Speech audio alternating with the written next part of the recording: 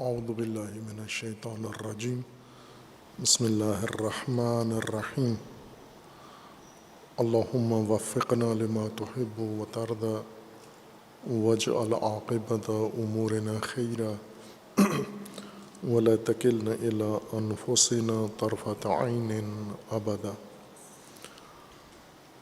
رب ادخلنی مدخل صدق واخرجنی مخرج صدق واجعل لی من لدنک سلطانا نصیرا۔ تبیین سورہ مبارکہ بقرہ میں آیہ شریفہ ذالک الکتاب لا ریب فیہ ھدی للمتقین، اس آیہ مبارکہ میں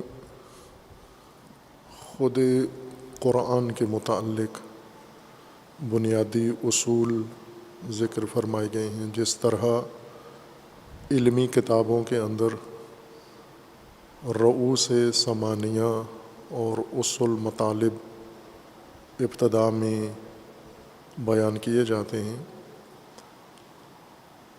ہدایت کی کتاب میں بھی یہی مطالب بنیادی انسان کو پیش کیے گئے ہیں۔ ایک یہ کہ خود یہ کلام ہدایت کا مجموعہ منشور، اس کی نوعیت کیا ہے، اس کی دوسرے لفظوں میں تعریف کیا ہے،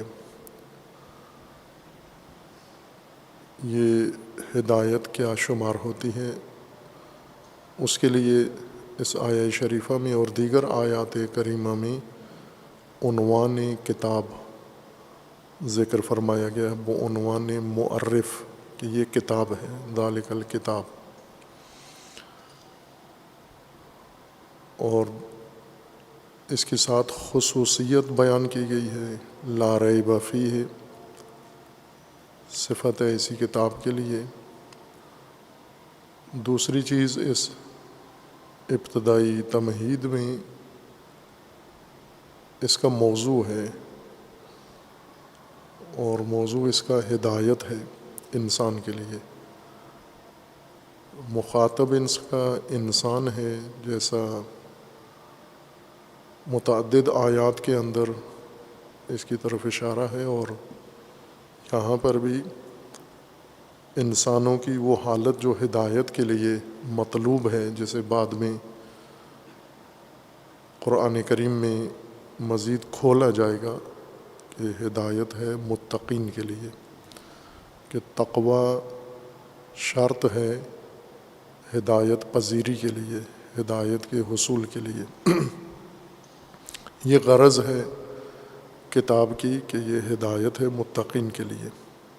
کتاب کے متعلق بنیادی نقطہ عرض کر دیا ہے کہ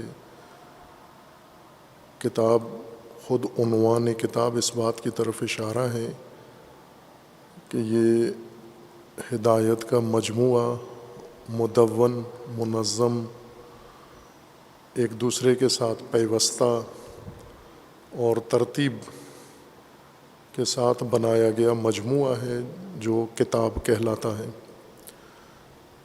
کتاب اپنے لغوی معنی کے لحاظ سے اسی حقیقت کو کہتے ہیں، اور اگر آج ہم اصطلاح میں کتاب کا معادل یا متبادل دقیق ترجمہ کریں تو وہ جیسے اس معاصر یا متأخر زمانہ میں علماء نے مکتب کہا ہے یا آئیڈیالوجی، کتاب سے یہ مراد ہے، یعنی معنی یہ بنتا ہے کتاب کا۔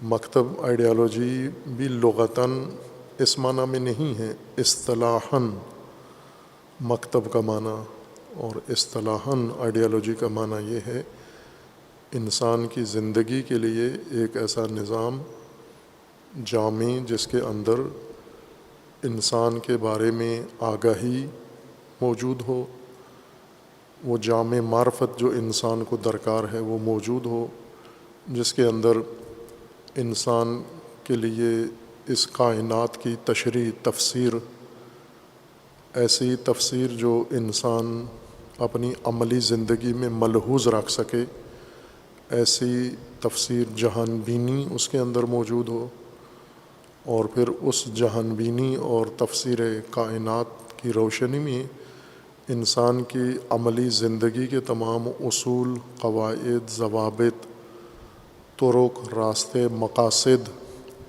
اور نظم و انتظام پوری زندگی کا موجود ہو، ظاہری، باطنی، دنیاوی، اخروی اور دینی، سماجی، سیاسی، جو چیز بھی انسان کی زندگی میں آ سکتی ہے اس کے متعلق رہنمائی نظم و ترتیب کے ساتھ اصول و قواعد کے اوپر مبتنی، اس کو اصطلاح میں آئیڈیالوجی کہتے ہیں۔ ایک ترتیب کے ساتھ تدوین شدہ چیز ہو، نہ منکوس انکاسن نہ ہو، منتشر ہو، دیڑھی ہوئی، بکھری ہوئی چیز جس میں آپس میں ان کا کوئی ارتباط نہ ہو۔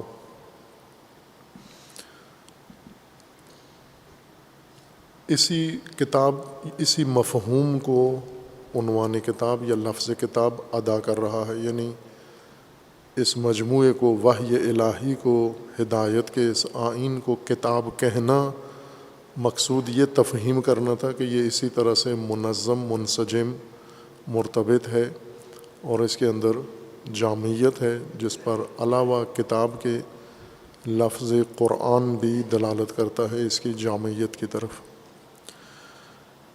اور یہ بات آگے آئے گی، چونکہ کتاب بھی تکرار ہوگا۔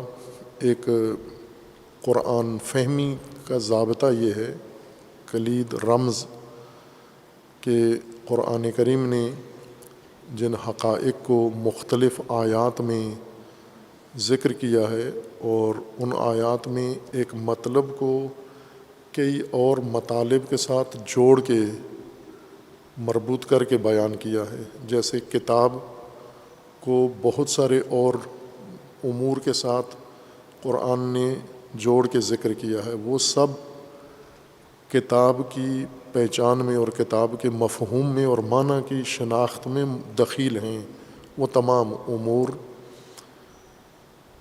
اسی طرح کتاب جن ہدایت کے امور کے ساتھ لفظ کتاب کو جوڑ کر ذکر کیا گیا ہے، کتاب بھی ان کے لیے معرف اور شناخت کا ایک ذریعہ ہے، یعنی اس حقیقت کو پہچاننے کے لیے جسے کتاب کے ساتھ ملا کر ذکر کیا گیا ہے، یہ اس امر کی پہچان کا بھی ایک ذریعہ ہے۔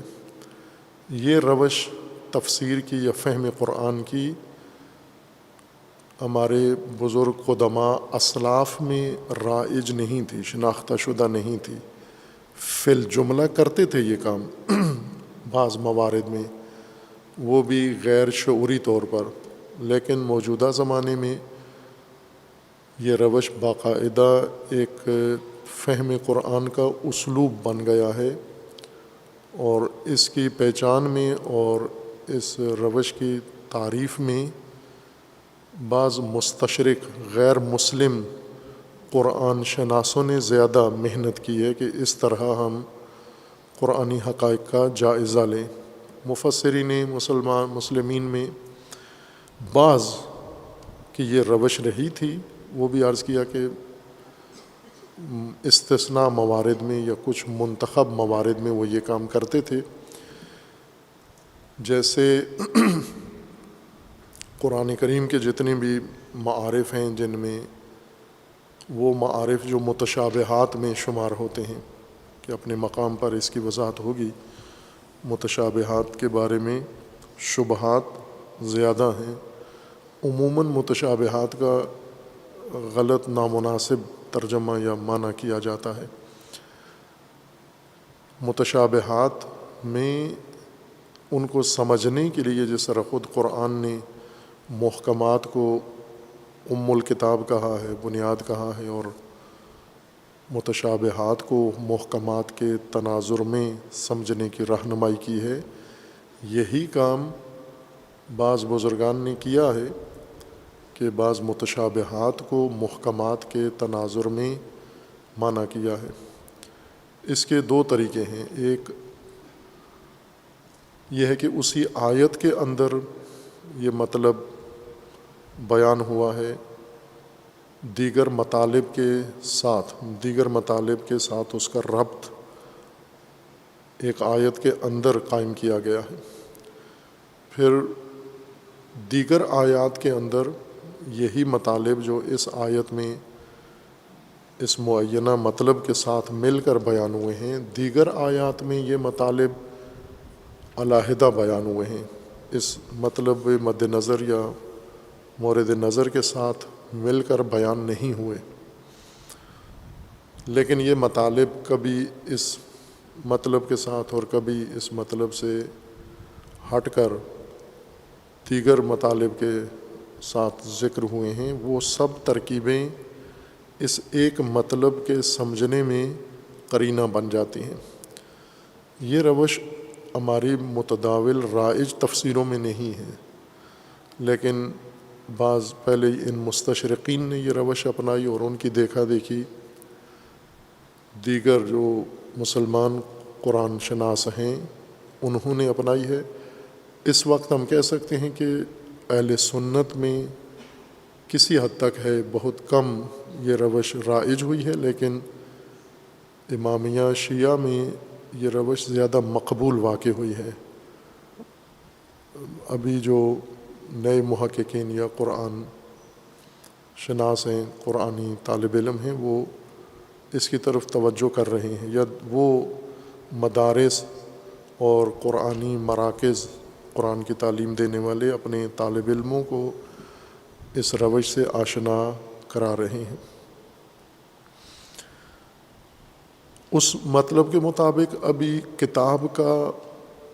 کتاب کی وضاحت خود قرآن کے اندر باقی ہے، چونکہ پہلی دفعہ اس آیہ شریفہ میں سورہ مبارکہ بقرہ کی آیہ میں لفظ کتاب ہم نے مشاہدہ کیا ہے، اور آخر قرآن تک یہ لفظ کتاب تکرار ہوتا جائے گا بہت سارے حقائق سے متصل ہو کر.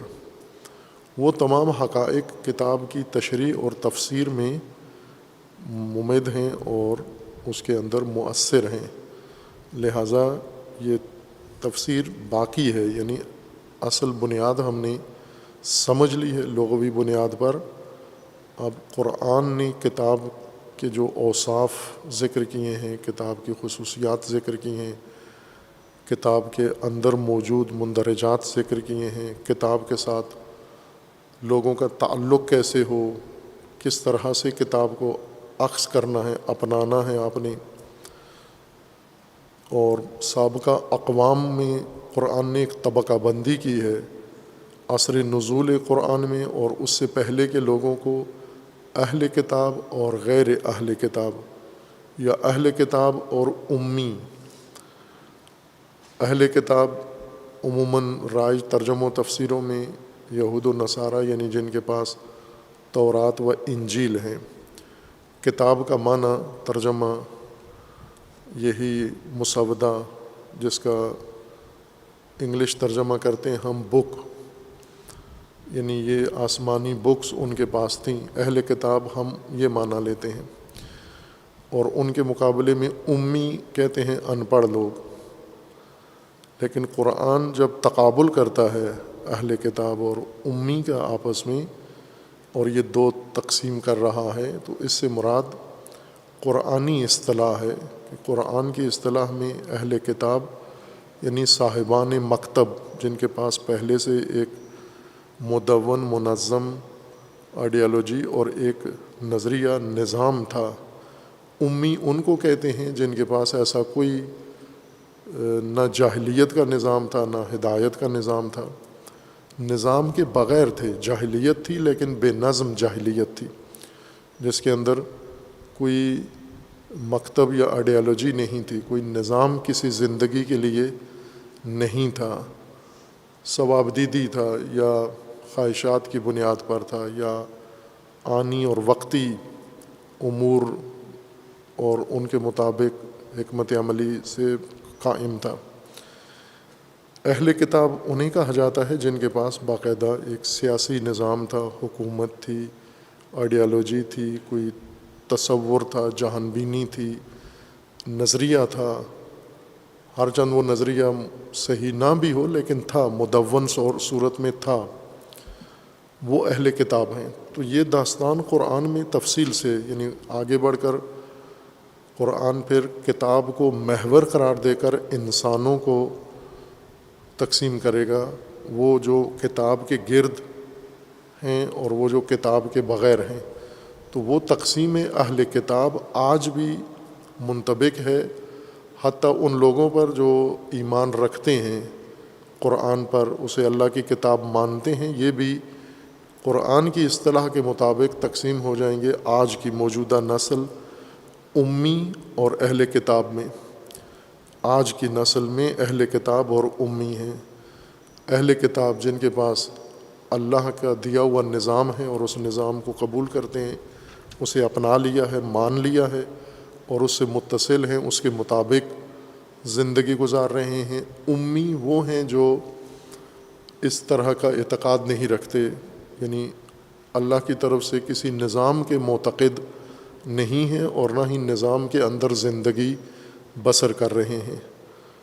ان کے پاس کوئی اس طرح کی مدون چیز نہیں ہے، یعنی جو ہے اس پر ان کا ایمان نہیں ہے، یا اسے اس کی تفسیر انہوں نے نہیں کیا اس کو، تو یہ امی کے زمرے میں آ جائیں گے۔ اور پھر جتنے احکام ذکر ہوئے ہیں کہ اہل کتاب ہونے کے بعد، یعنی قرآن نے اہل کتاب کو بار بار یا اہل الکتاب بار بار یہ عنوان دہرایا ہے ان کے لیے، وہیں کہ وہ ایک تعارف ان کا اور بھی ہے بنی اسرائیل، یا ایک تعارف ان کا ہے یہود، یا ایک تعارف ان کا ہے نصارہ، یا ایک تعارف ان کا اور زبانوں اور جغرافیائی ہے، قبائلی ہے، لیکن بار بار جو قرآن نے ان کے لیے عنوان تکرار کیا ہے یا اہل الکتاب، یہ مذمت کا نہیں ہے، یہ توجہ کے لیے ہے کہ تم تو صاحب مکتب تھے، تم تو ایک منظم نظام رکھتے تھے، ایک دین رکھتے تھے، تمہیں بتایا گیا تھا، اور پھر تمہاری یہ حالت ہے۔ اہل کتاب ہو کر تم گمراہ ہو، اہل کتاب ہو کر تم اتنے منتشر ہو اور خدا سے دور ہو، الہی نظام سے باہر ہو تم۔ یہ سارے خطابات موضوعیت رکھتے ہیں ان کے لیے، اہل الکتاب۔ اور پھر اس کے بعد آگے اسی تعبیر کو قرآن کریم نے بدل کر ما انزل اللہ میں بعض جگہ پر اس کو ذکر کیا ہے تاکہ سب کو شامل ہو جائے۔ من لم یحکم بما انزل اللہ، جو اللہ نے نازل کیا ہے اس کے مطابق حکم و حکومت نہیں کرتے، اس کے مطابق نظام نہیں بناتے، زندگی نہیں گزارتے، کون ہیں یہ؟ اولئک هم الفاسقون هم الظالمون هم الکافرون۔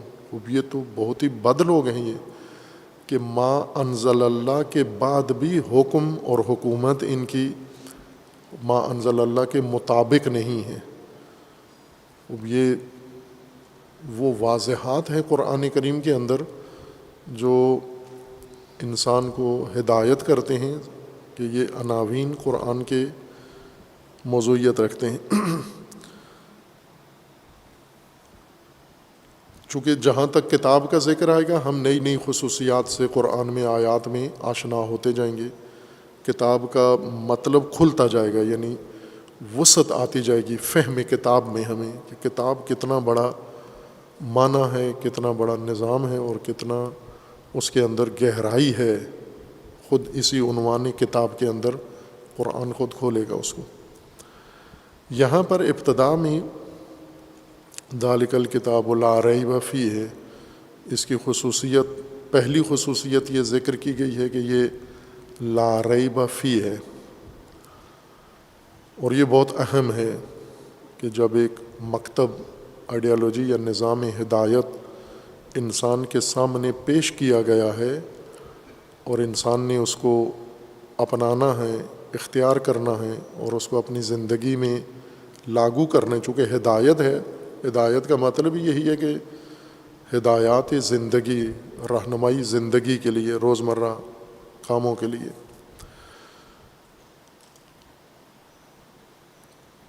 انسان کے سامنے کوئی علم پیش ہو، کوئی خبر اس کو دی جائے، کوئی حقیقت اس کے سامنے جب رکھی جائے، ایک طبعی انسان کے اندر حالت موجود ہوتی ہے کہ جو چیز اسے پیش کی جا رہی ہے، خواہ اللہ کی طرف سے پیش کی جا رہی ہے، انبیاء اللہ کے رسول پیش کر رہے ہیں، یا عام آدمی پیش کر رہا ہے، علماء پیش کر رہے ہیں، قبائلی سردار اکابرین پیش کر رہے ہیں، اس کو لیتے ہوئے انسان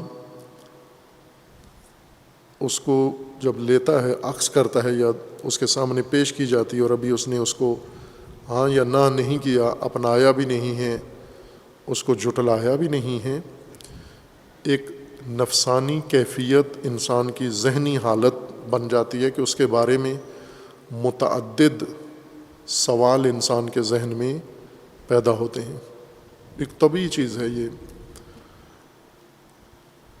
اگر بالکل مسخ شدہ انسان نہ ہو، ایسا انسان نہ ہو کہ جس کا کام کرنا، جس کے حواس نے کام کرنا ہی چھوڑ دیا ہے، یعنی دل ہے سوچتے نہیں ہیں، ذہن ہے اس سے کام نہیں لیتے، آنکھیں ہیں اس سے دیکھتے نہیں ہیں، کان ہیں اس سے سنتے نہیں ہیں، یہ انسان موجود ہیں۔ ان کو خود قرآن نے باقاعدہ متعارف کروایا ہے کہ انہیں استثناء کر کے کہ یہ نہیں، ان کے ذہن میں یہ طبعی رد عمل پیدا نہیں ہوتا، لیکن جو سلیم الفطرت ہیں، سلیم القلب ہیں، سلیم الحواس ہیں، سلیم الادراک ہیں، ان کے سامنے یہ کوئی بھی چیز پیش کریں تو ایک نفسانی کیفیت ان کے اندر ایجاد ہوتی ہے اس متعلقہ شے کے بارے میں،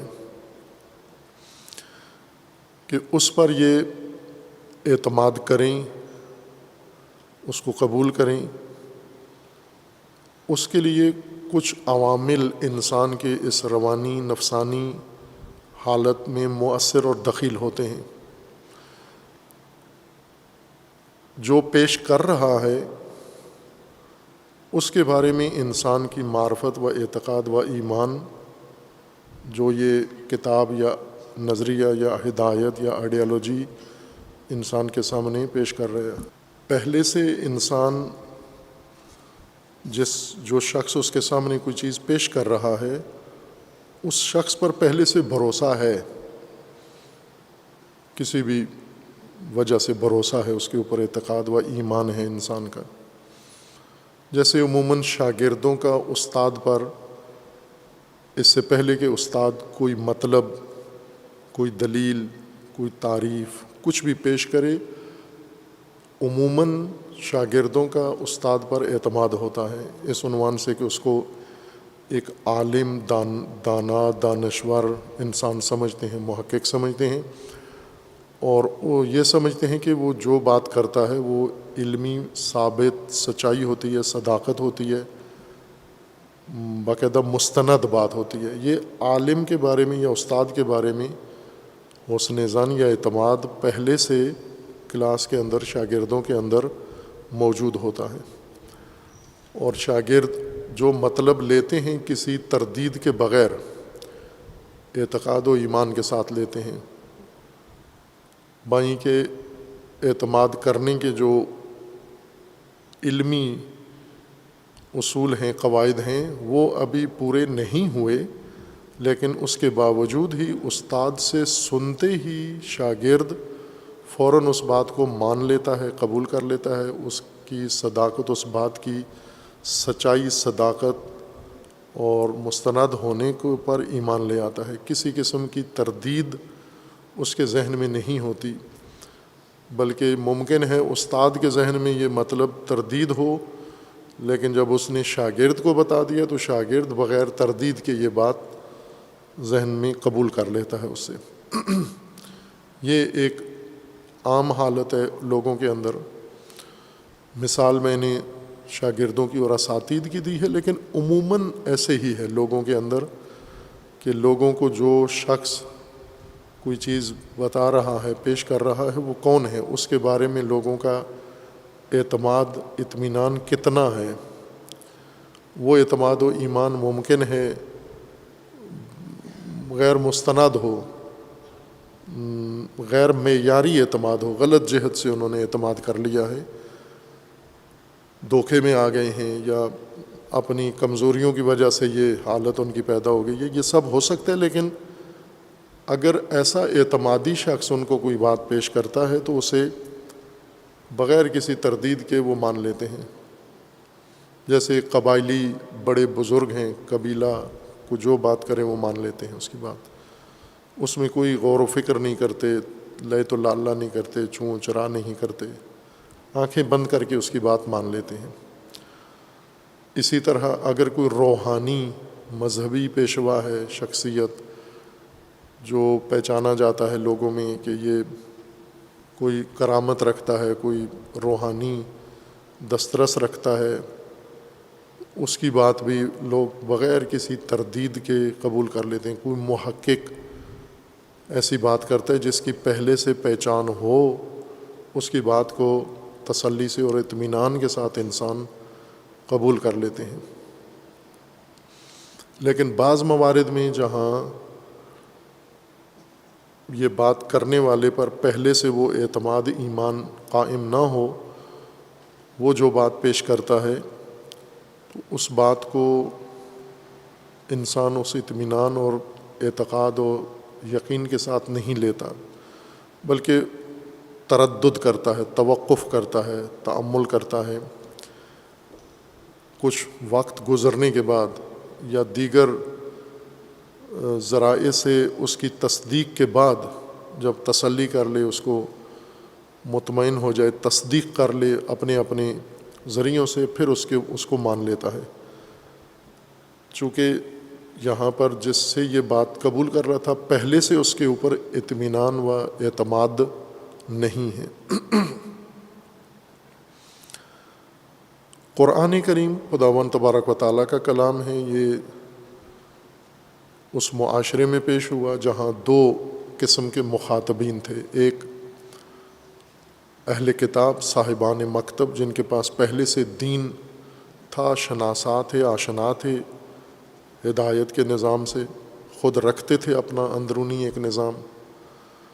اور ایک وہ امی طبقہ تھا، مشرکین بت پرست، جو اس طرح کا کوئی مکتب نہیں رکھتے تھے لیکن اپنا قبائلی نظام رکھتے تھے اور اپنا جاہلیت کا ایک تہذیب ان کے اندر موجود تھی.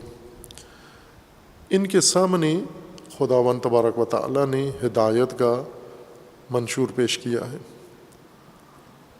خوب ظاہر ہے کہ اب جب ان کے سامنے قرآن کریم پیش ہوا ہے تو پہلے سے ان کا اعتماد و اعتقاد، چونکہ اللہ کی ان کو خصوصاً جو مشرکین ہیں، بت پرست ہیں، انہیں اللہ کی پہچان ہی نہیں ہے کہ حاکم، خالق، رب ہمارا اللہ کی ذات ہے. یہ ان کے تصور میں، اس فکری سسٹم میں چیز تھی ہی نہیں.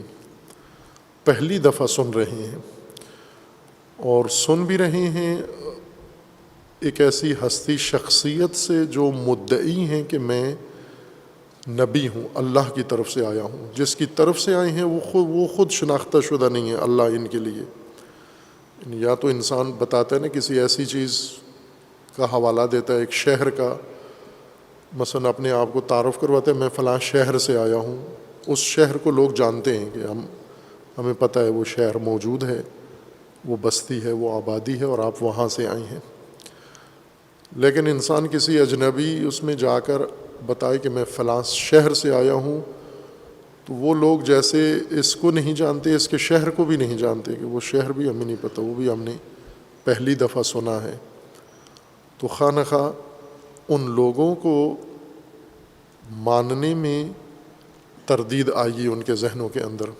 یہ تشویش پیدا ہوگی ان کے ذہنوں کے اندر کہ ہمیں یہ حوالہ دے رہے ہیں کہ میں اللہ کی طرف سے آیا ہوں، اللہ سے آشنا نہیں ہیں یہ لوگ، میں اللہ کا نبی بن کر آیا ہوں.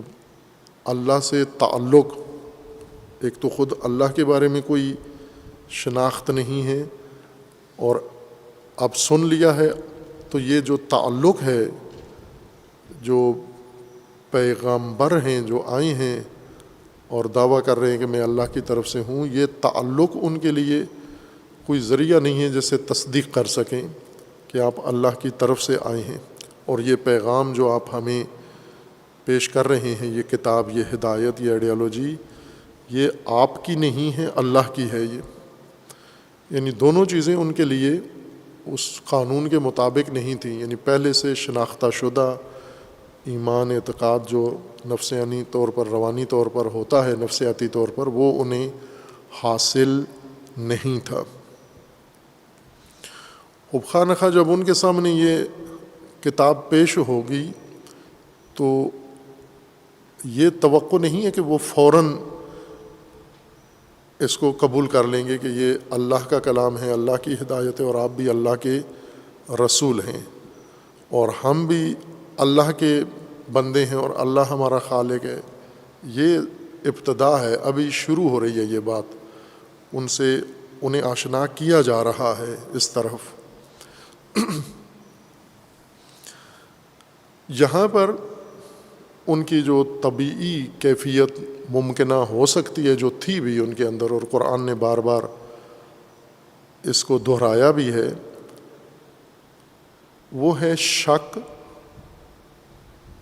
تین کیفیتیں ہیں: انکار، تکذیب، شروع سے ہی شک بھی نہیں بلکہ یقین اس بات پر کہ یہ جو کہہ رہے ہیں یہ نعوذ باللہ یہ بالکل غلط ہے، درست نہیں ہے. ان کے پاس جو پیمانے تھے کسی بات کو پرکھنے کے، جو معیارات تھے، ان معیاروں کے مطابق انہوں نے سمجھا کہ یہ بالکل ہی ایک خود ساختہ بات ہے، من گھڑت بات ہے جو ہمیں کہہ رہے ہیں یہ. لہٰذا ایک رویہ ان کا رد عمل کفر، انکار تھا. دعویٰ جو کیا جا رہا ہے کہ اللہ آپ کا رب ہے، یہ اس کا بھی انکار. اللہ آپ کا خالق ہے، اس کا بھی انکار. آپ اللہ کے بندے ہیں، اللہ کے نظام و مملکت میں رہنے والے باشندے ہیں، اس کا بھی انکار. اور یہ کہ میں اللہ کی طرف سے نبی بن کر آیا ہوں، اس کا بھی انکار. اور یہ کہ یہ کتاب، یہ آئیڈیالوجی، یہ نظام، یہ بھی اللہ کی جانب سے ہے، میری طرف سے نہیں ہے، میں نے نہیں بنایا، اس کا بھی انکار. ایک رسول اللہ صلی اللہ علیہ وآلہ وسلم کو جو اس دعوت کے، ہدایت کے آغاز پر جو ایک رد عمل کا سامنا کرنا پڑا عمومیت کے ساتھ، یعنی یہ اقلیتی عکس العمل نہیں تھا، اکثریتی عکس العمل تھا، وہ انکار، کفر اور جھٹلانا، تکذیب. کہ یہ قرآن کریم میں آگے تفصیل کے ساتھ آئے گا، مختلف آیات کے اندر اس رد عمل کے بارے میں آئے گا. خوب اب ہدایت انہیں پیش کی گئی ہے اور وہ بالکل منکر ہیں. قرآن نے سابقہ امتوں اور انبیاء کا بھی تذکرہ اسی وجہ سے کیا ہے کہ یہ جو آپ کے ساتھ ہو رہا ہے انکار و کفر، یہ پہلی دفعہ نہیں ہے. جب بھی اللہ کی طرف سے کسی بھی امت کے لیے ہدایت آئی ہے، ان کا پہلا فوری اور اکثریتی عکس العمل یہی تھا، کفر و انکار ہی تھا. رسول اللہ صلی اللہ علیہ وآلہ وسلم کو سابقہ انبیاء اور امتوں کا تذکرہ کیا گیا ہے. اب دوسرا یہ ہے کہ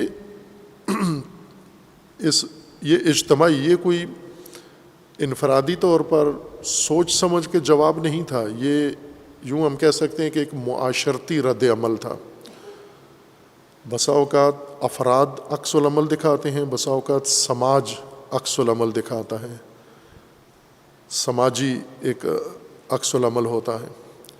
جیسا پہلے اشارہ کیا تھا، یہ موضوعات ہم چونکہ علوم دینی کا حصہ نہیں ہیں، قرآن کا حصہ ہیں، لیکن علوم دینی میں یہ نہیں شامل کیے گئے. جامعہ شناسی، اجتماعیت، یہ نہیں ہمارے اندر، تو ہمیں وہ زیادہ مانوس بھی نہیں ہیں ان مطالب سے. لیکن باقیوں نے علوم دین سے تعلق رکھنے والے لوگوں سے زیادہ غیر مذہبی تعلیمی اداروں نے اور شخصیات نے زیادہ اس مطلب کو کھولا ہے، جو توقع کے مطابق انہیں زیادہ کھولنا چاہیے تھا. یعنی ہمارے مجتہدین کو، دین شناسوں کو، فقہاء کو یہ وضاحت ان سے زیادہ کرنا چاہیے تھی۔ علم الاجتماع کیا ہے، جامعہ شناسی کیا ہے، معاشرہ کیا ہوتا ہے، سماج کس کو کہتے ہیں، امت کس کو کہتے ہیں، قوم کیا ہے، یہ امور انہیں بیان کرنے چاہیے تھے، جو کہ قرآن کا حصہ ہیں۔ یہ انہوں نے نہیں، ضروری نہیں سمجھتے اور آج تک ضروری نہیں سمجھتے، لیکن دوسروں نے کیا ہے، یہ کام کیا ہے، اور اس سے مسلمان علماء نے ترجموں سے استفادہ کیا ہے۔ بائیں کہ ابن خلدون وہ پہلی شخصیت ہیں جو باقاعدہ طور پر اس موضوع کی طرف متوجہ ہوئے اور اسے علمی شکل دے کر تدوین بھی کیا، اور پھر اس کے بعد انہی کی محنت کو دوسروں نے بانپ لیا، پرکھ لیا اور لے کر خود اس کے اوپر بہت بڑی عمارت علمی قائم کر دی۔ ہم ابھی تک وہیں بیٹھے ہوئے ہیں۔ وہ یہ ہے کہ معاشرہ جسے ہم کہتے ہیں، سماج جس کو ہم کہتے ہیں، اجتماع جس کو ہم کہتے ہیں، یہ ایک حقیقت ہے، واقعی چیز ہے، حقیقی موجود ہے، یا نہ ایک مفہوم ہے انتزاعی، حقیقتوں سے ہم نے ایک مفہوم لیا ہوا ہے، ورنہ حقیقت عینی، حقیقت خارجی، حقیقت بیرونی کے طور پر یہ موجود نہیں ہے۔ ایسے بہت سارے فرض ہیں انسان نے اپنی زندگی کے لیے مفروضے بنائے ہوئے ہیں جو ضروری ہیں مفروضے قائم کرنا، لیکن ان کی کوئی حقیقت اور واقعیت نہیں ہے، جس کی بہت بڑی مثال یہ زمانہ ہے۔ جیسے مہینہ ہے، ہفتہ ہے، صدی ہے، یہ زمانہ جو ہم کہتے ہیں، جیسے گھنٹہ ہے، منٹ ہے، یہ فرض ہے ہمارا۔ اس طرح کے زمانہ نہیں ہے، موجود ہی نہیں ہے کسی جگہ بھی، نہ زمین پہ، نہ چاند پہ، نہ مریخ پہ۔ یہ ہم نے ایک اور حقیقت سے اخذ کیا ہے، انتزاع کیا ہے، فرض کیا ہے، لحاظ کیا ہے اپنی زندگی کو منظم رکھنے کے لیے، اور بہت یعنی ان فروض میں سے ہے، ان مفروضوں میں سے ہے جو بہت مؤثر و تاثیر گزار ہے انسان کی زندگی پر۔ اتنے حقائق دخیل نہیں ہیں ہماری زندگی میں جتنا یہ فرضی امر ہماری زندگی کے اندر کردار ادا کرتا ہے۔ زمان اصل حقیقت کیا ہے؟ حرکت، زمین کی حرکت سورج کے گرد، اصل حقیقت وہ ہے، اور اس سے ہم نے، اور زمان بھی حقیقت رکھتا ہے، لیکن وہ جیسی حرکت ہے ویسا زمان ہے، اس سے ہم آشنا ہی نہیں ہیں، نہ اس حرکت سے نہ زمان سے جو حقیقت رکھتا ہے، ایک بیرونی خارجی حقیقت ہے، وہ موجود ہے، ہم دونوں سے بے خبر ہیں۔ ہم جو زمانہ رکھتے ہیں، ذہن میں تصور رکھتے ہیں، اور جس کے مطابق زندگی کا پورا ٹائم ٹیبل بناتے ہیں، اپنا اوقات بندی کی ہوئی ہے، جز جز کی، لمحے لمحے کی، زمانہ نکال دیں، ساری زندگی درہم برہم ہو جائے گی انسان کی، سب معاملات بکھر جائیں گے، الجھ جائیں گے۔ یہ جس زمانے سے اتنی منظم کیا ہوا ہے ہم نے، یہ زمانہ ہمارا فرضی زمانہ ہے، اعتباری ہے، انتزاعی ہے، اس کی کوئی حقیقت نہیں ہے۔ جس کی حقیقت ہے اس سے ہم آشنا نہیں ہیں۔ یہ مثنوی کی تفسیر میں بیان کیا تھا، جہاں علامہ اقبال نے الوقت سیف ذکر کیا تھا، وہ معروف مقولہ امام شافعی کا، اور امام شافعی نے، ظاہر یہ مقولہ ان کا نہیں تھا، انہوں نے بھی نقل کیا یا ان سے منسوب ہے، اور بہت خوبصورت بات علامہ اقبال نے زمان اور وقت کے بارے میں اس کے ذیل میں کی تھی، اور ہم نے تشریح کی اس کی وہاں۔ اور اس سے زیادہ خوبصورت تشریح زمان کے متعلق فلسفہ میں ہے، اور خصوصاً فلسفہ صدرائی میں، ملا صدرہ کے فلسفہ میں، حکمت متعالیہ کے اندر زمان کی حقیقت سب سے زیادہ واضح، روشن وہاں بیان کی گئی ہے۔ ایک انتزاعی چیز ہے جس سے ہم زندگی گزار رہے ہیں۔ آیا معاشرہ، سماج جس میں ہم رہ رہے ہیں، ہم دو چیزوں میں رہ رہے ہیں، زمان میں اور معاشرے میں۔ یہ زمان جس میں ہم رہ رہے ہیں، یہ خود ہمارا اپنا ہی پیدا کرنا، ہماری مخلوق ہے۔ جس زمانے میں ہم رہ رہے ہیں، یہ اللہ نے نہیں بنایا، یہ انسانوں نے خود بنایا ہے۔ جو زمانہ اللہ نے بنایا ہے، حرکت کے ذریعے پیدا ہوتا ہے، وہ موجود ہے اور اسے ہم آشنا نہیں ہیں، یعنی اسے اپنا پیمانہ نہیں بنایا ہوا، وہ اپنا کام البتہ کر رہا ہے۔ اسی طرح دوسرا عنوان جس میں ہم رہ رہے ہیں، سب ہر انسان جیسے زمانے میں رہ رہا ہے، تو آیا معاشرے میں ہے یا نہیں ہے؟ بلکہ قطعاً ہر انسان ایک سماج کا حصہ ہے، ایک معاشرے کا حصہ ہے۔ یہ معاشرہ جو ظرف ہے اس کے لیے، ظرف زیست، ظرف زندگی ہے، یہ ایک حقیقت ہے یا نہیں ہے، یا یہ بھی ایک انتزاعی امر ہے؟ بعض یہ معتقد ہیں، مائل ہیں اس طرف کہ یہ بھی زمان کی طرح انتزاعی چیز ہے، ذہنی فرضیہ ہے، فرض ہے یہ بھی اپنے معاملات کو سلجھانے کے لیے، ورنہ باہر زمین پہ خارج میں، خارج از ذہن انسان ہیں، افراد ہیں، معاشرہ نہیں ہے، افراد ہیں، سارے علیحدہ علیحدہ اکائیاں ہیں۔ لیکن جو محقق علماء ہیں، جامعہ شناس، ان کے نزدیک سماج، معاشرہ ایک حقیقت عینی ہے، وجود رکھتا ہے، اور وجود بھی ان موجودات میں سے ہے جو حی ہیں، یعنی ذی حیات موجود ہے، بے جان نہیں ہے، بے حس نہیں ہے۔ اور دوسرا یہ کہ شعور رکھتا ہے، ارادہ رکھتا ہے۔ وہ تمام خصوصیات جو افراد میں ہیں، ارادہ، شعور، احساس، حیات، یہ ساری خصوصیات اس معاشرے میں بھی ہیں، وہ بھی زندہ ہے، شعور رکھتا ہے، اور انسانی خصائل جتنی ہیں فرد میں، وہ ساری اس کے اندر موجود ہیں۔ اس کی روح ہے، اس کا پیکر ہے، اس کا جسم ہے، اس کے اندام ہیں، اس کے اعضاء ہیں، یہ ساری حقیقت موجود ہے۔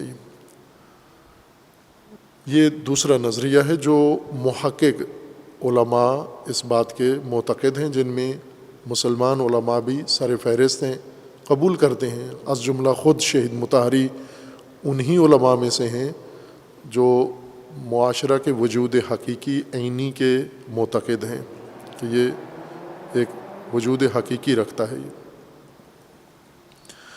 خوب، اس صورت میں اگر یہ وجود حقیقی رکھتا ہے تو، اور زندہ بھی ہے، شعور بھی رکھتا ہے، ارادہ بھی رکھتا ہے، اختیار بھی رکھتا ہے، پس یہ مکلف ہے۔ جب موجود حی ہے، ذی شعور با اختیار، تو جس طرح فرد ذی شعور و با اختیار ہے تو مکلف ہے، اسی طرح یہ سماج بھی مکلف ہے، اور اس کے بھی اپنے احکامات ہیں، اس کے بھی اپنے ہدایت ہے، دستور ہے۔ یہ بھی مسلم ہے اس فرض میں کہ اگر یہ واقعیت رکھتا ہے اور وجود رکھتا ہے۔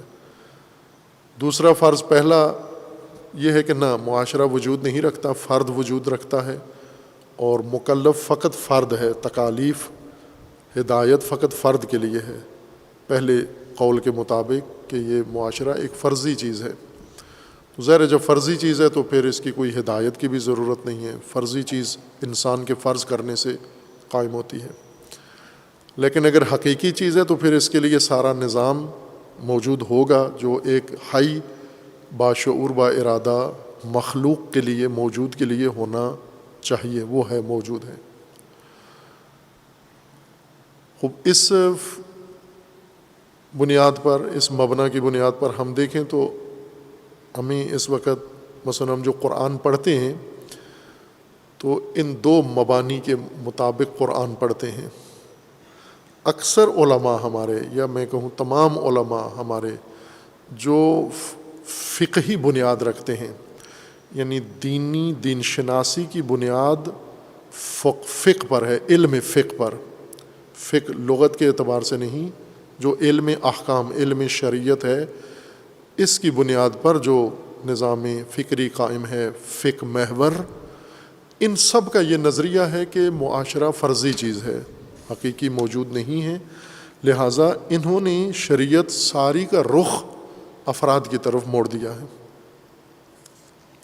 کہ افراد مکلف ہیں، جتنی تکالیف شرعیہ ہیں، احکام شرعیہ ہیں، اس سب کے سب فرد بحیثیت فرد بما ہوا فرد، یہ حیثیت ضروری ہے. یعنی مکلف ہونے میں جس طرح ہم پہلے عمومی شرائط ذکر کرتے ہیں نا، مکلف کے لیے عقل بلوغ ضروری ہے، عقل اور بلوغ، عاقل ہو اور بالغ ہو. تیسری چیز جو ارتکازی ہے ان علماء کے نزدیک وہ ہے کہ وہ بما ہوا فرد، یعنی فرد ہو، عاقل اور بالغ. 3 شرطیں ہیں. مکلف یعنی حکم شرعی وجوب صلاۃ کس کے لیے ہے؟ اقامت الصلاۃ کون کرے؟ عاقل، بالغ اور فرد. فرد کو اقامت الصلاۃ کرنا ہے، فرد نے یہ سارے احکام بجا لانے ہیں. یہ ان کا مبنا ہے. اس لیے جتنی تشریع احکام کی ہے انہوں نے اجتہاد کیا ہے، وہ سارا اس رنگ میں ہے کہ یہ تمام شرعیت سب فردی ہے، انفرادی شریعت ہے. یعنی افراد کے لیے ہدایت نازل ہوئی ہے، فرد کے لیے. اور ایک فرد کے لیے شریعت ہے، دوسرے فرد سے اس کا کوئی ربط نہیں ہے، اس کے لیے علیحدہ حکم ہے، اس کے لیے علیحدہ حکم ہے. وہ فرد اپنی شریعت پر الگ حکم کرے، عمل کرے، یہ اپنی شریعت پر الگ عمل کرے. اور جو اپنی شریعت پر عمل کرے گا احکام پر، وہ اجر و ثواب و نتیجہ اس کو وہاں پر ملتا جائے گا. اور وہ قیامت میں یا محشر میں اپنا اپنا اجر، وہ بھی انفرادی ہے. یعنی وہ جو آگے سما ہوگا وہ بھی انفرادی ہے. دوسرے مبنا کے مطابق کہ انسان فرد بھی ہے، اور فرد کے ساتھ فرد ایک معاشرے کا جز ہے، عضو ہے. یعنی میں اس کی مثال دے کے چلوں تو یوں ہے کہ بدن اور بدن کے اعضاء و اجزاء، مثلا بدن ہے اور آنکھ، جسم ہے اور زبان، ناک، جسم ہے اور ہاتھ، جسم ہے سر، دھڑ، یہ اجزاء ہیں، اعضاء ہیں. اب جو طبی نظام ہے ہمارا، بدن کی سلامتی کا نظام، جس نے انسان کو سلامتی مہیا کرنی ہے، وہ اگر سارا اعضاء کے لیے ہو، اس میں بدن ایک فرضی چیز لحاظ کیا جائے کہ بدن نام کی کوئی چیز، بدن یعنی پورا مجموعہ جس میں یہ اعضاء سارے عضویت رکھتے ہیں، لیکن ان اعضاء کی حیات، ان اعضاء کی زندگی، ان اعضاء کی بقا، ان اعضاء کی سلامتی، یہ ساری بدن کے رہین منت ہے. یعنی وہ ایک مجموعہ، ان سب سے تشکیل یافتہ ایک پیکر مجموعہ، وہ دراصل محور ہے طب کا. اب ہم علم طب میں جائیں تو وہ بدن کے لیے نظام انہوں نے بنایا ہے، یا بدن کا علاج کرتے ہیں، جسم کو صحت مند رکھتے ہیں. عضو جسم کے ضمن میں صحت مند ہوتا ہے. عضو کو جسم سے الگ لحاظ کر کے اس کا معمولی علاج معالجہ بھی نہیں کیا جا سکتا اگر بدن میں رکھ کر اس کو لحاظ نہ کیا جائے. بدن کے جز کے مطابق اس کا علاج کیا جاتا ہے. یعنی احکام بدن، احکام جسم، قوانین جسم عضو پر بھی لاگو ہوتے ہیں چونکہ یہ اس کا عضو ہے. اور جس طرح جسم ہے اور اعضاء ہیں، اسی طرح ان کی اندر ایک روح ہے. روح، جسم زندہ ہے اور جسم کی زندگی سے اعضاء زندہ ہیں. ان دونوں کی زندگی ایک تیسری چیز کے رہین منت ہے، اور وہ ہے روح بدن، روح جسم. حیات اصل اس کی وجہ سے ہے، تدبیر اس کی وجہ سے ہے، اختیار اس کی وجہ سے ہے، جس کو ہم قرآن کی زبان میں نفس کہتے ہیں، اسی کو روح بھی کہتے ہیں. خوب یہ حقیقت ہے انسان کے بدن کے اندر ایک اجتماعیت کی. ان علماء کا یہ کہنا ہے کہ معاشرہ بدن کی طرح ایک حقیقت عینی خارجی ہے. اور جس طرح آپ کہیں جی کہ جسم ایک حقیقت عینی خارجی ہے، کوئی کہے کہ دکھاؤ جسم، تو آپ کوئی بندہ سامنے کھڑا کر لیں گے، یہ جسم ہے. آپ کہیں یہ تو آنکھیں ہیں، یہ تو سر ہے، یہ تو ہاتھ ہے. یہی آنکھیں، سر، ہاتھ کا مجموعہ ہی جسم کہلاتا ہے. یہ اعضا یہی پیوستہ اعضا حقیقت خارجی جسم ہے. یہ اعضا جب الگ ہوں گے تو جسم بھی ختم ہو جائے گا، اعضا بھی ختم ہو جائیں گے. تو وہ وجود خارجی معاشرے کا کون سا ہے؟ یہی پیوستہ اعضا جو خارج میں موجود ہیں، باہم متصل و مرتبط، یہی سماج ہے، یہی معاشرہ ہے. اس معاشرے کا اپنا ایک وجود ہے، اس معاشرے کا اپنا ایک تفکر ہے، اس معاشرے کا اپنا ایک احساس ہے، ارادہ ہے، اور معاشرے کی ایک اپنی حرکت ہے، ایک سمت ہے جس کے اندر یہ سب جا رہے ہوتے ہیں، تمام افراد اس کی طرف جا رہے ہوتے ہیں. اس کے مطابق قرآن کی ہدایت، اللہ کی ہدایت فرد کے لیے بھی اس بدن، جس طرح طب سلامتی کا نظام ہے بدن کے لیے، بدن کے ضمن میں عضو کے لیے سلامتی مہیا کرتا ہے طب. دین بھی اسی طرح سماج کو ہدایت پیش کرتا ہے، ہدایت کرتا ہے، اور سماج کے ضمن میں فرد ہدایت پاتا ہے. سماج کو نظر انداز کر کے، معاشرہ نظر انداز کر کے، سوسائٹی کو نظر انداز کر کے سیدھا ہدایت کا رخ فرد کی طرف کر دیں، ناممکن ہے یہ فرد ہدایت پا جائے. سماج کے ذریعے سے اس کو ہدایت نصیب ہوگی. خوب یہ دوسرا مبنی ہے. اس کے مثلا ابھی ہم موجودہ توضیح المسائل دیکھیں تو اس میں صرف انفرادیت ہے، فرد مکلف ہے. لیکن اگر قرآن کو دیکھیں تو اس میں انسانی سماج مکلف ہے، انسانی معاشرہ مکلف نظر آتا ہے، اور فرد اس سماج کے ضمن میں ہدایت اس کے لیے پیش ہوگی. جس طرح باقی خصوصیات ہیں بعنوان موجود حی، باشعور و با ارادہ، ایک خصوصیت معاشرے کی عمل بھی ہے اور رد عمل بھی ہے کہ سماج جس کیفیت میں ہے اس کا عمل کیا ہے اور اس کا رد عمل کیا ہے. یہ بھی اضافہ کر دوں کہ سماج کی فرد کی طرح ایک اپنی شخصیت بھی ہے، تشخص بھی ہے. کسبی صفات کے ذریعے سے جو انسان ایک تشخص اپنا پیدا کرتا ہے، یعنی اس کی عادتیں، اس کے نظریات، اس کے افکار، اس کے رجحانات، یہ تمام چیزیں مل کر انسان کا ایک تشخص بنتی ہیں، پہچان بنتی ہیں، جسے انسان کی شخصیت کہا جاتا ہے. یہ پرسنالٹی جس طرح فرد میں ہے، اسی طرح معاشرے کی بھی ایک شخصیت ہے اپنی، اور معاشرتی شخصیت کے اندر سارے افراد بھی ہیں، یعنی یہ افراد ہی معاشرتی شخصیت کے عضو بنتے ہیں. اور یہ شخصیت جس طرح فرد کی کسبی ہے، واہبی نہیں ہے، اللہ نے نہیں بنائی، انسان بناتا ہے شخصیت اپنی، اسی طرح ہر معاشرے کی شخصیت بھی اپنی کسبی ہے، خود معاشرہ شخصیت بناتا ہے. معاشرہ اپنے رجحانات سے، اپنے عمل سے، اپنے رد عمل سے بناتا ہے.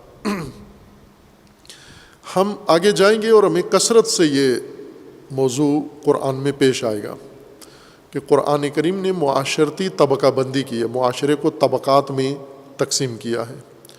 کتنے طبقات ہیں ان کے عمل کے لحاظ سے، ان کے رد عمل کے لحاظ سے. بہت جلدی قرآن نے یہ موضوع اسی لیے شروع کیا ہے کہ آگے ساری بات پھر طبقات کے لحاظ سے کی جائے گی. یعنی معاشرتی عمل تقسیم ہو جاتا ہے، بٹ جاتا ہے، پھر معاشرہ تقسیم ہو کے چھوٹے معاشروں میں تقسیم ہو جاتا ہے. جیسے متقین، قرآن کریم کے نزدیک متقین ایک معاشرتی طبقہ ہے، ایک سماج ہے. تقویٰ ایک تہذیب ہے اور متقین ایک سماج کا نام ہے، نہ کہ افراد کا، اکائیوں کا نام ہے. ایک سماج متقی کہلاتا ہے، ایک سماج ہے جو مشرک کہلاتا ہے، ایک سماج ہے جو منافق کہلاتا ہے. یہ طبقہ بندی آگے قرآن کر رہا ہے، اسی آیت سے شروع ہو جاتی ہے جس میں ہم بحث کر رہے ہیں. خوب اس قانون کے تناظر میں جب ہدایت پیش کی گئی ہے، قرآن کتاب اللہ کی پیش کی گئی ہے، اس معاشرے کو، سماج کو پیش کی گئی ہے. سماج نے رد عمل دکھایا. اس سماج کا عمومی رد عمل کیا تھا کہ ان کے ہاں اللہ کا کوئی تصور نہیں تھا، اہل کتاب میں تھا، اور یہ بھی قرآن نے واضح کیا ہے، یعنی وہ پہلے جو مکتب رکھتے تھے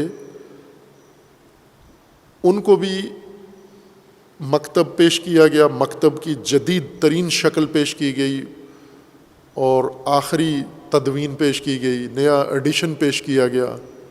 پہلے سے یہی آسمانی مکتب تھا ان کے پاس، اب اسی آسمانی مکتب کی آخری شکل، کامل تر شکل پیش کی گئی ہے۔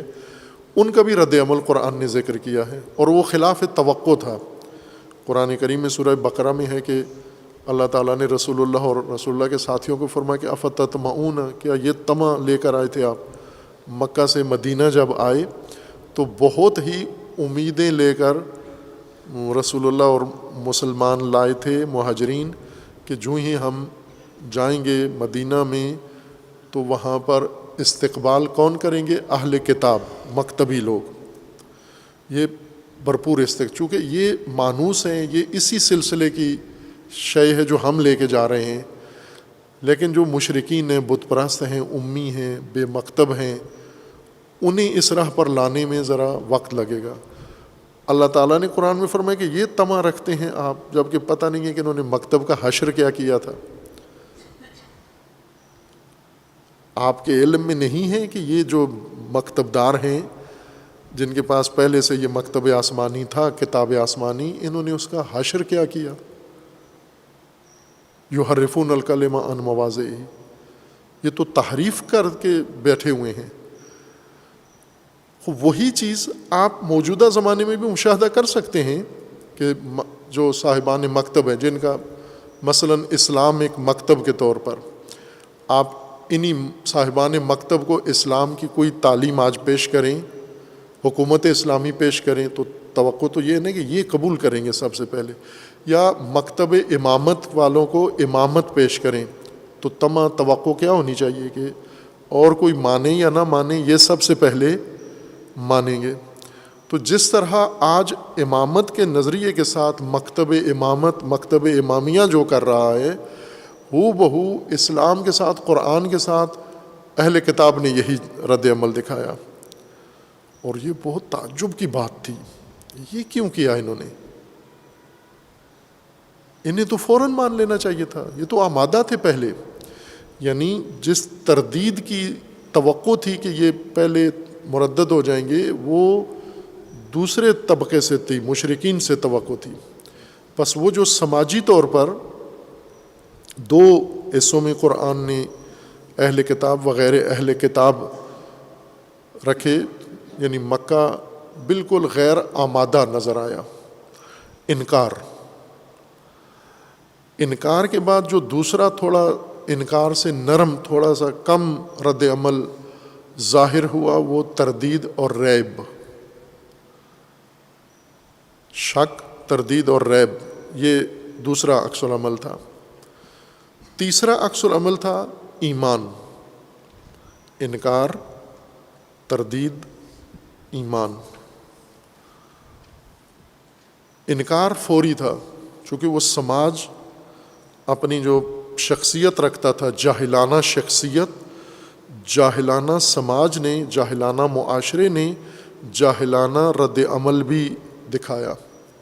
سنا ہی نہیں، سنے بغیر انکار کر دیا، سمجھا ہی نہیں، موقع ہی نہیں دیا۔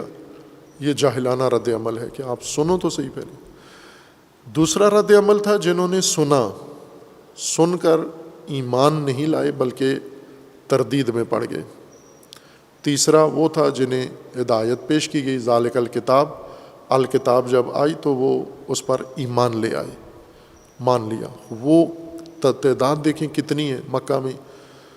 رسول اللہ صلی اللہ علیہ وسلم نے پہلے دن، اس نزول وحی کے پہلے دن جا کر جب یہ کتاب کا پہلا سبق ہی اعلان کیا، دعویٰ کیا کہ یہ اللہ کا کلام ہے اور میں اللہ کا نبی ہوں، کتنے افراد نے اور کس نے قبول کیا؟ وہ معاشرہ بالکل آمادہ نہیں تھا۔ انفرادی طور پر دو شخصیتوں نے، ایک خاتون ہیں حضرت خدیجۃ الکبریٰ سلام اللہ تعالیٰ علیہا، اور ایک امیر المومنین ہیں جو کم سن ہیں اس وقت، یعنی رسول اللہ کے زیر کفالت ہیں۔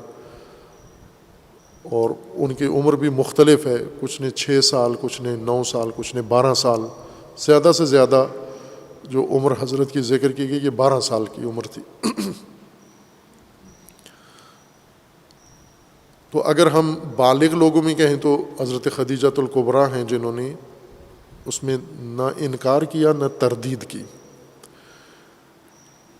اسی کو قرآن کریم نے شروع میں مکتب کی خصوصیت قرار دے کر، کتاب کی خصوصیت اور صفت قرار دے کر اس کو پیش کیا ہے کہ ذالک الکتاب لا ریب فیہ۔ اب ذرا جو انکار کرنے والے ان کو تو دردیل ریب نہیں تھا، وہ اس وجہ سے نہیں انکار کر رہے تھے کہ اس میں ریب ہے، وہ اور وجوہات تھیں، وہ تو اس طرف آئی ہی نہیں۔ ایک دوسرا رد عمل ہے معاشرتی کہ انہیں تردید پیش آئی، ریب انہیں نظر آیا۔ ان کو قرآن کریم نے شروع میں تعارف کتاب میں یہ بتا دیا ہے کہ یہ لا ریب ہے، یہ کتاب یعنی منزہ ہے، ریب نہیں ہے اس کے اندر۔ ریب میں مفسرین نے اس کو عموماً شک معنی کیا ہے، شک و شبہ یا شک و ریب مترادف قرار دے کر اس کو بیان کیا ہے، لیکن ریب و شک دو علیحدہ باب سے ہیں، البتہ آپس میں ان کا تناسب ہے، وہ عرض کروں گا کون سا تناسب ہے شک اور ریب کا آپس میں۔ لیکن جو مطلب قرآن کی تفاسیر میں، ترجموں میں راسخ ہو چکا ہے اور ہم سب کے ذہنوں میں پکا بیٹھا ہوا ہے جم کے، وہ یہی ہے کہ ریب شک ہوتا ہے اور شک ریب ہوتا ہے۔ شک کس کو کہتے ہیں؟ فوراً اس اصطلاحی معنی کی طرف چلے جاتے ہیں جو منطق فلسفہ نے اصطلاح میں انسان کے ادراکی کیفیات بیان کی ہیں کہ انسان جب کسی چیز کو درک کرتا ہے تو یا احتمال اس کے ذہن میں آتا ہے، یا شک پیدا ہوتا ہے، یا ظن پیدا ہوتا ہے، یا یقین۔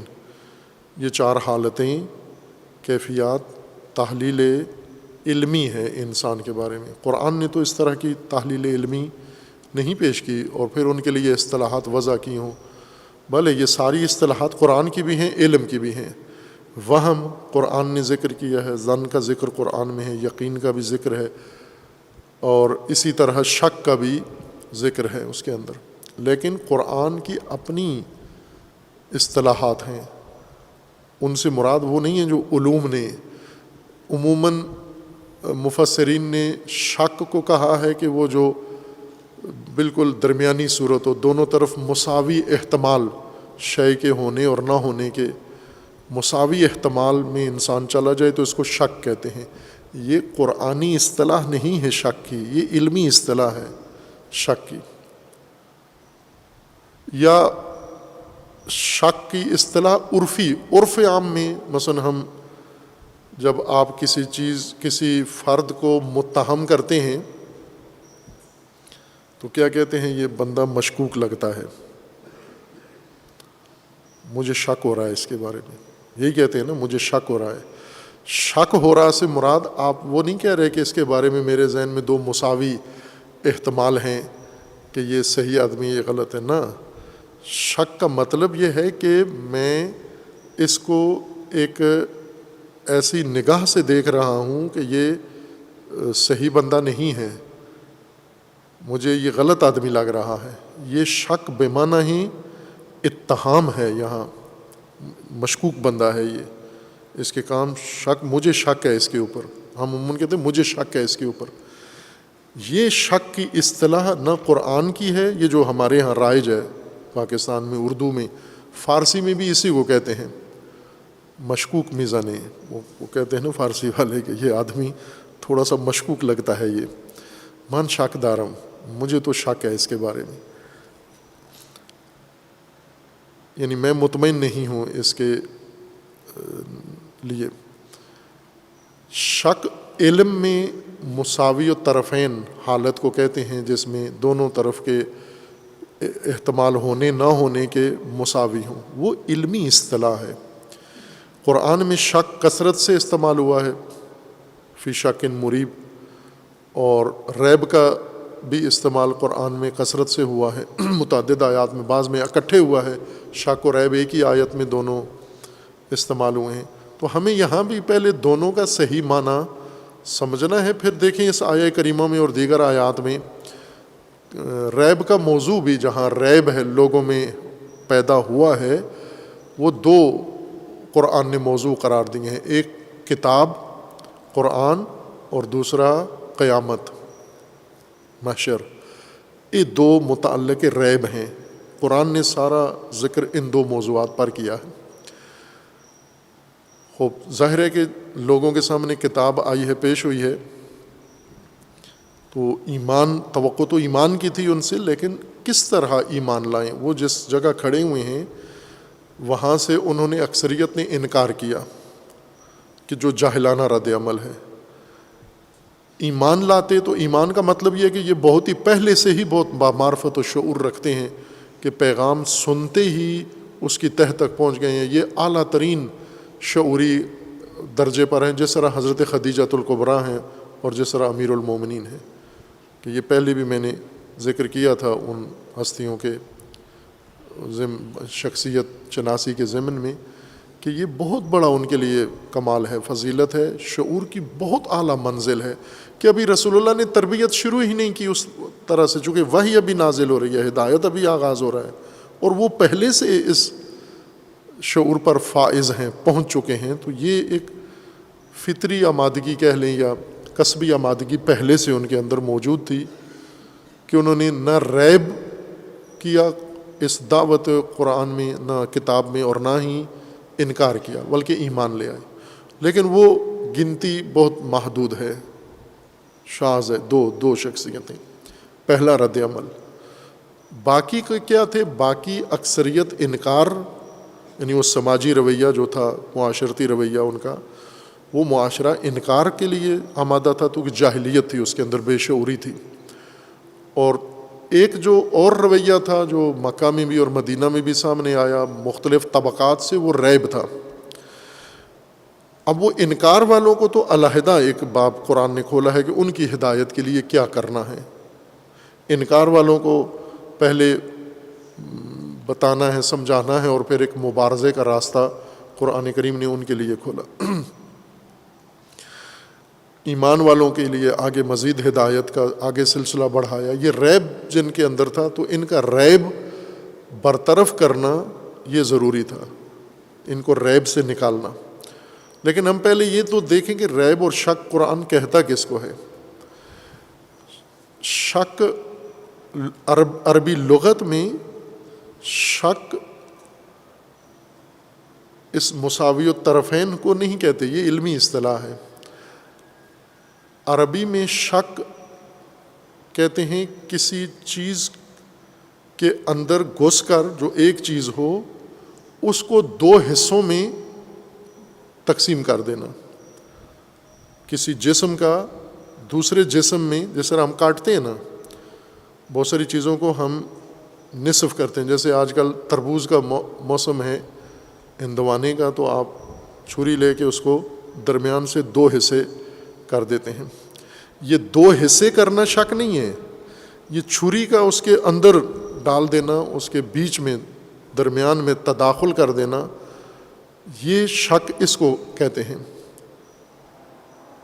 مثلا نیزہ کسی کے جسم میں، جیسا لغویوں نے، عمومی سب لغویوں نے یہ مثال دی ہے، شککتہ بالرمح، میں نے نیزہ اس کے بدن میں گھسا دیا، یا جنگجو کے جسم میں یا گھوڑے کے جسم میں نیزہ اندر اس کے جسم کے اندر ڈال دیا، داخل کر دیا، یہ شک ہے۔ یعنی ایک شے کا دوسری شے کے اندر اس طرح سے چلے جانا کہ اس کے دو حصے کر دے، وہ سوراخ کر دے، آر پار ہو جائے، اس کو شک کہتے ہیں۔ سوراخ کر دینا یا اس کو چیر دینا، زخم لگا دینا، دو حصے کر۔ زخم تو اگر زندہ چیز ہے، لیکن درخت ہے، لکڑی ہے، پتھر ہے، اس عام آئے روز یہ کام کر رہے ہیں نا، یہ آپ دیکھتے ہیں مزدور مستری یہ کام کر رہے ہوتے ہیں، ایک جسم کے اندر سوراخ کر کے، وہ برمے کے ذریعے سے سوراخ کر کے اس کے اندر، یا میخ کے ذریعے سے یا کسی چیز کے ذریعے اس کے اندر آر پار ایک چیز، ایک دوسرا جسم لکڑی کے اندر میخ ڈال دیتے ہیں۔ یہی عمل شک ہے، اسی کو شک کہتے ہیں وہ. تشکیک یعنی کسی چیز کے اندر کوئی دوسری چیز ڈال دینا، یہ تشکیک ہے. اجسام کے ساتھ یہ کام کریں تو بھی یہ تشکیک ہے. اگر کچھ الفاظ ہیں ان کے اندر یہ کام کریں تو بھی یہ تشکیک ہے. گفتگو ہے، مثلا ایک آدمی گفتگو کر رہا ہے، بیچ میں دوسرا گھس جاتا ہے، اپنی بات ڈال دیتا ہے، یہی ہے. لغتاً تشکیک اسی کو کہتے ہیں، شک ہے. یعنی کسی کی بات کاٹ کے بیچ میں اپنی بات ڈال دی اس نے. کپڑا تھا آپ نے رکھا ہوا تھا، اس کے اندر کوئی اور چیز آپ نے ڈال دی، یہ تشکیک ہے. اجسام میں یہ تداخل کرنا یا الفاظ میں، گفتگو میں، عبارتوں میں کوئی ایسی چیز ہو جو اپنی ایک شخصیت رکھتی ہے، تشخص رکھتی ہے، اس شے کے اندر کوئی دوسری شے ڈال دینا، عرب اس کو تشکیک کہتے تھے. یہ شکاکیت تھی ان کی. اس سے یہ لفظ جو ہے وہ منتقل ہوا انسان کے ذہنی امور کے بارے میں بھی، کہ ذہنی امور میں انسان کبھی کسی چیز کے بارے میں باور، علم پیدا کرتا ہے، کسی چیز کے ہونے یا کسی چیز کے نہ ہونے کے بارے میں ایک ذہنی فیصلہ انسان کرتا ہے، ذہنی کیفیت انسان کے اندر پیدا ہوتی ہے. اور پھر اسی انسان کے ذہن میں ایک اور ذہنی تصور اس پہلے تصور کے اندر گھس جاتا ہے، اور گھس کے اس کے وہ ایک تھا پہلے، اب اس کو گھس کے اندر اس کو دو کر دیا اس نے. مثلا آپ مطمئن بیٹھے ہوئے تھے، اطمینان تھا کہ مہمان آ رہے ہیں آپ کے، تھوڑا وقت گزرنے کے بعد ایک اور بیچ میں ذہنی تصویر داخل ہو گئی، پتہ نہیں آ رہے ہیں یا نہیں آ رہے. تو اب دو، پہلے ایک احتمال تھا کہ حتماً آ رہے ہیں، حتم تھا، اب دو احتمال پیدا کر دیے. تو یہ دو احتمال کو شک نہیں کہتے کہ وہ مساویت طرفین ہو، یہ ایک چیز کے اندر دوسری چیز کا چلے جانا یہ شک ہے، یہ تشکیک ہے. اسی بنیاد پر یہ علمی اصطلاح بھی قائم ہوئی ہے، شک. یعنی انسان کے اطمینان میں، ایک متصل اطمینان میں ایک دوسرا احتمال یا ایک دوسری ذہنی تصویر گھس جائے، اور گھس کے اس واحد کو دو میں تقسیم کر دے، اس کو شک کہنے لگے. اور وہاں سے پھر علم نے اصطلاح منگائی کہ مساوی الطرفین کو شک کہتے ہیں. لیکن اگر وہ چیز اس طرح سے گھسی ہے کہ ایک طرف مثلا آپ نے نیزہ مارا کسی جسم کے اندر، وہ نیزہ اس کے ایک کونے میں لگا، ایک بڑا حصہ ادھر ہے، ایک چھوٹا حصہ ادھر ہے، تو یہ بھی تشکیک ہی ہوئی ہے.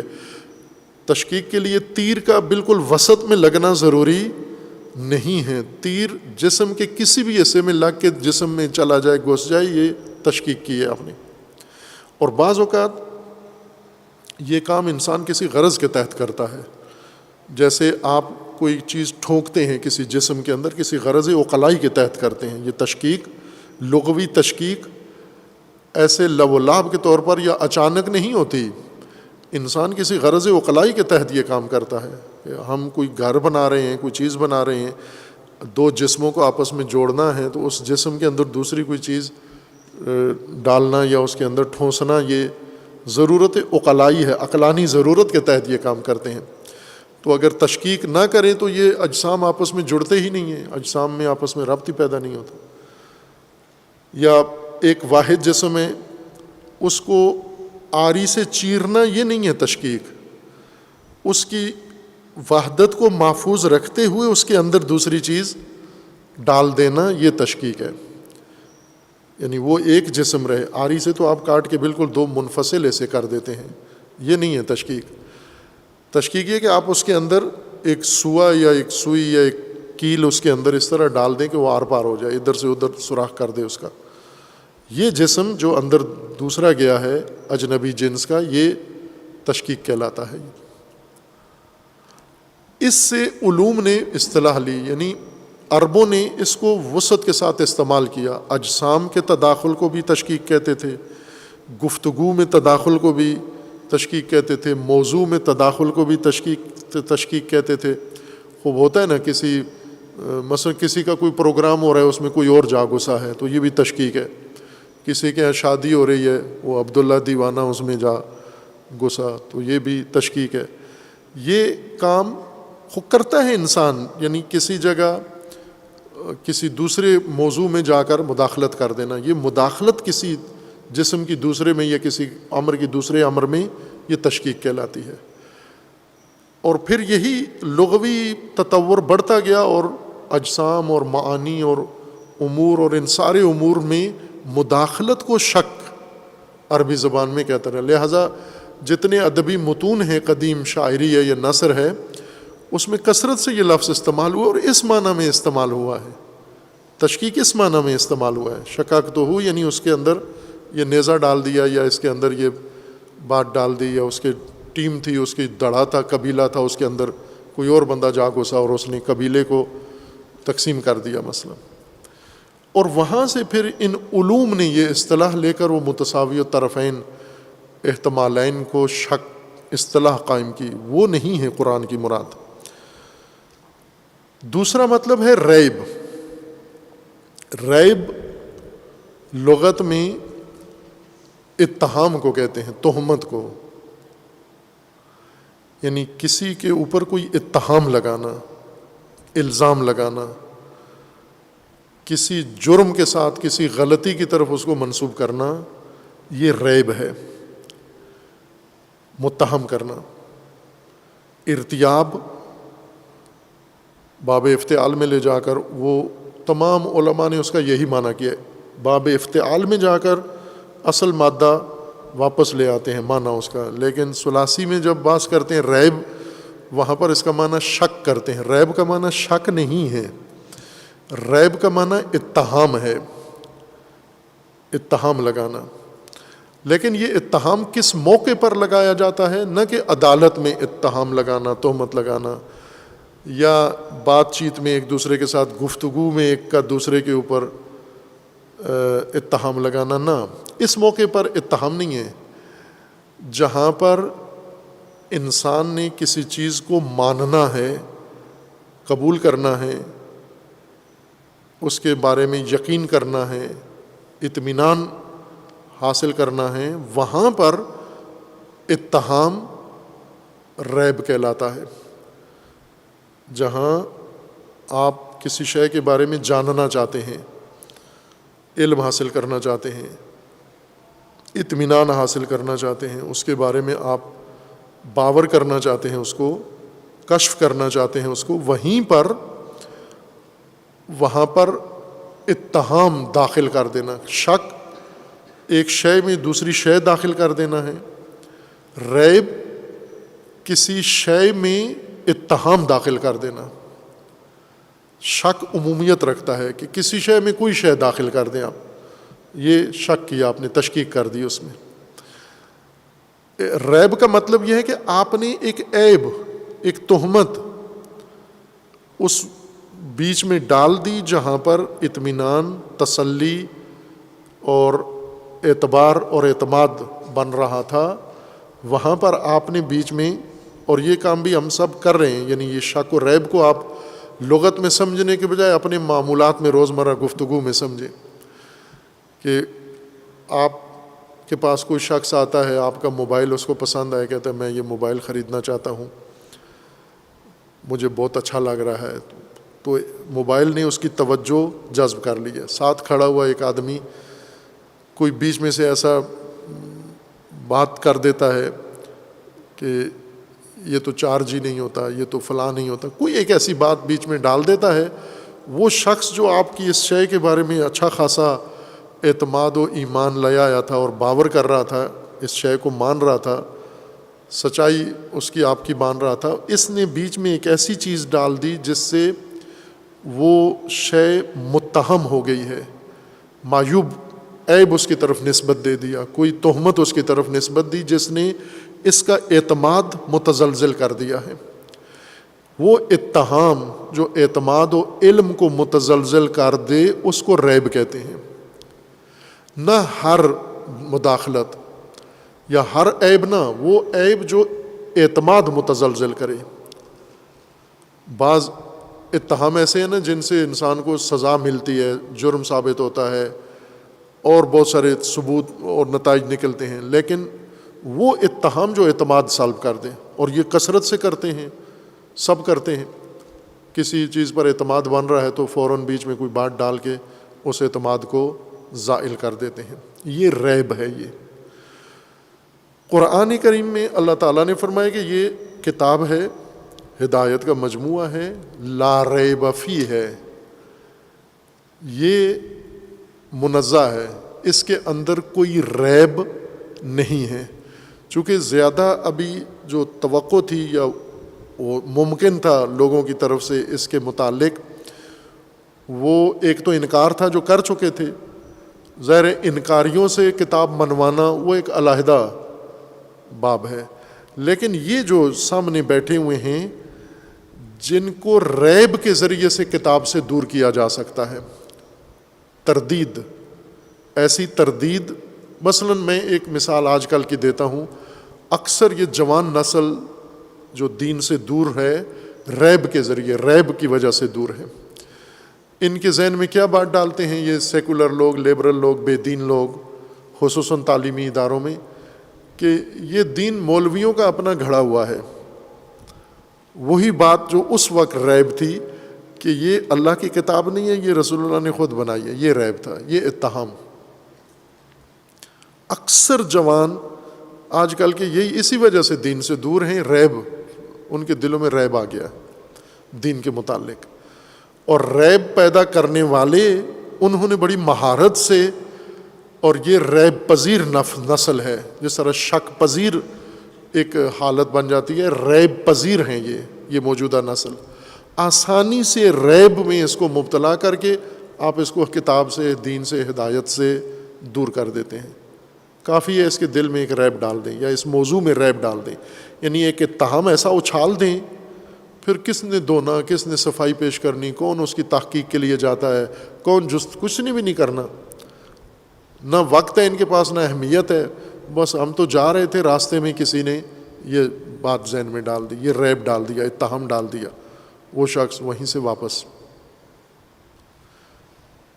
اللہ تعالیٰ نے اس کتاب کی یہ خصوصیت بیان کیا، یہ وصف ہے کہ کتاب لا ریب فی ہے، یعنی ریب نہیں اس کے اوپر آ سکتا.